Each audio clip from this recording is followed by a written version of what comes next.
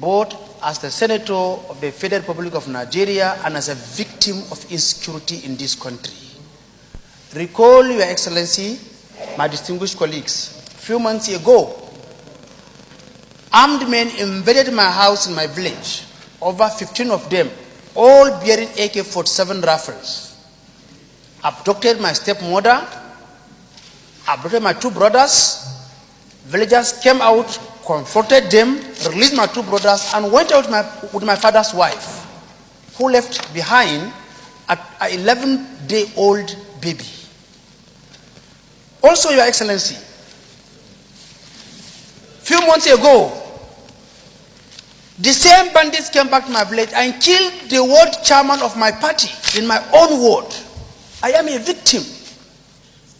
Michka Madagali, that I represent here today, from 5th November to 11th January, Boko Haram visited that place 9 times. They turned the place into Boko Haram ban. Whenever they run out of food, they stroll into those local governments, cut away their food, cut away their drugs, empty their shops, supermarkets, and take it back to their forest, almost unchallenged. Mr. President, we never had it this bad of recent years. We never had it this bad in this country security-wise. Few days ago, you called me to present you at the burial of the current chairman of my local government that was abducted by Boko Haram and killed like an animal. They slaughtered him. I represented you in that burial. Mr. President, a lot of us have spoken here today, but let me add my voice. Going by the budget office from 2012 2019, the Nigerian military alone received over 4.5 trillion naira. This is a government budget budgeted by the National Assembly. Service-wide vote and other sorts of funding is not inclusive of these funds. So it's not all about funding. How do our military utilize this? On the 3rd of January, when Boko Haram invaded that community, when they were repaired, they camped after Kuburusha Show, a river within Michka. Security force could not go there because they told me that their vehicle has spoiled. Soldiers. Mr. President, sir, I want to plead. The service chiefs have done their best, but I think they have run out of ideas.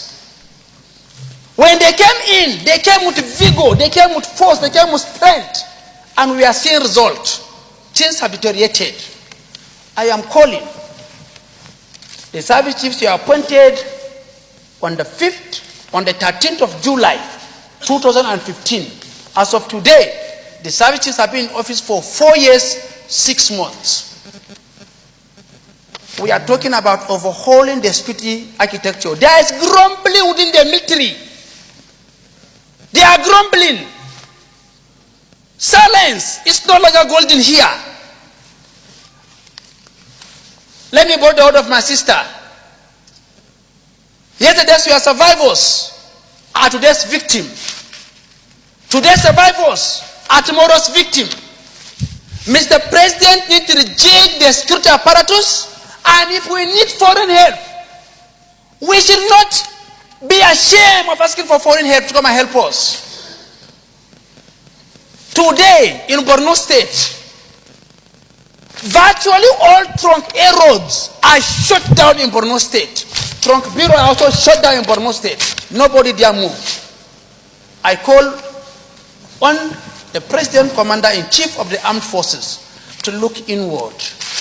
I want to repeat, the security chiefs have done their best. I think it's time to bring in new ideas to come and help this country. Thank you for your time, sir.